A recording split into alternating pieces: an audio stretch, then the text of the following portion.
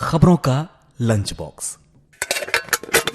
नमस्कार, मैं हूं अमन गुप्ता और आप रेडियो मनी 9 पर सुन रहे हैं खबरों का लंच बॉक्स। क्या एनपीएस पर मिल सकती है ओपीएस जैसी पेंशन? एफडी के बदले क्यों लोन ले रहे हैं लोग? और क्या छोटी गाड़ियों का जमाना चला गया है? ऐसा क्यों कह रहे हैं हम बताएंगे आपको आज के बुलेटिन में। बिजनेस फाइनेंस से जुड़ी कई और भी खबरें हैं, तो शुरू करते हैं खबरों का लंच बॉक्स।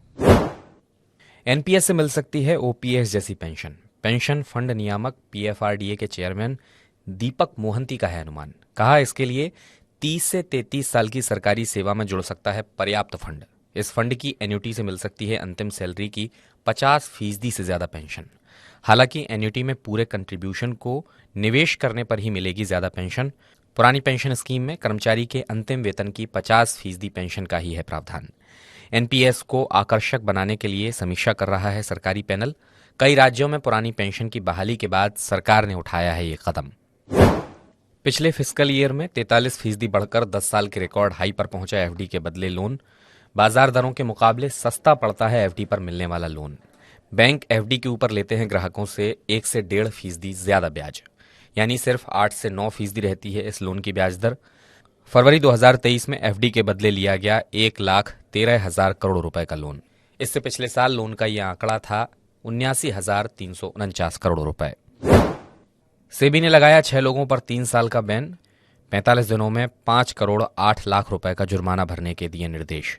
टेलीग्राम चैनल के जरिए ये लोग दे रहे थे स्टॉक के बारे में गलत जानकारी। कंपनी का स्टॉक खुद खरीदकर दूसरे लोगों को देते थे उसी कंपनी का स्टॉक खरीदने की सलाह। सेबी ने इन लोगों को अवैध तरीके से कमाए 1 करोड़ 85 लाख रुपए को भी ब्याज सहित वापस लौटाने को कहा। इनकम टैक्स डिपार्टमेंट ने किया ITR 1 और ITR 4 फॉर्म जारी। फाइनेंशियल ईयर 2022-23 के लिए रिटर्न फाइल करने में होगा इनका इस्तेमाल। अभी ये दोनों फॉर्म ऑफलाइन ITR फाइल करने वालों के लिए हैं। Online income tax return file करने वालों को करना होगा अभी और इंतजार। फरवरी में आधार से हुए 2 अरब 31 करोड़ प्रमाणीकरण। फरवरी में आधार प्रमाणीकरण ट्रांजैक्शन का आंकड़ा था 2 अरब 26 crore. Ministry of electronics and IT ने जारी किए हैं ये आंकड़े। बायोमेट्रिक फिंगरप्रिंट से हुए ज्यादातर प्रमाणीकरण। इसके बाद किया गया सबसे ज्यादा OTP ऑथेंटिकेशन का इस्तेमाल। मार्च में 311.8 मिलियन से ज्यादा रही eKYC ट्रांजैक्शन। फरवरी के मुकाबले ये था 16.3% ज्यादा। मारुति सुजुकी ने जनवरी मार्च तिमाही में 5,14,927 वाहन बेचे। बिक्री बढ़ने से कंपनी का मुनाफा भी 42% बढ़कर 2,671 करोड़ रुपए पहुंचा। कंपनी के चेयरमैन RC भार्गव ने कहा कि छोटी गाड़ियों के सेगमेंट में नहीं दिख रही है ग्रोथ। इस सेगमेंट में गाड़ी खरीदने वाले नहीं कर पा रहे हैं इन गाड़ियों को अफोर्ड। बाजार को पसंद आ रही हैं SUV गाड़ियां। मारुति सुजुकी भी करेगी उसी दिशा में काम। वित्त वर्ष 2023 में 35% ज्यादा रही यूटिलिटी व्हीकल की बिक्री। एंट्री लेवल गाड़ियों की बिक्री में देखा गया सिर्फ 10% का उछाल। अंतर्राष्ट्रीय श्रम संगठन कर रहा है भारत में लोगों के काम के घंटे और काम के कार्यक्रम की समीक्षा।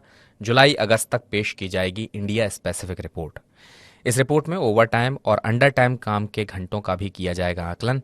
ILO अपनी रिपोर्ट पर ऐसे समय कर रहा है काम जब कई राज्य काम के घंटों को 8 से बढ़ाकर 12 घंटे करने का चुन रहे हैं विकल्प।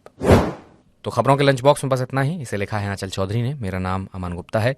बिजनेस और पर्सनल फाइनेंस से जुड़ी हर अपडेट के लिए आप सुनते रहिए रेडियो मनी 9 और डाउनलोड कर लीजिए मनी 9 का मोबाइल ऐप। चलता हूं, नमस्कार। खबरों का लंच बॉक्स।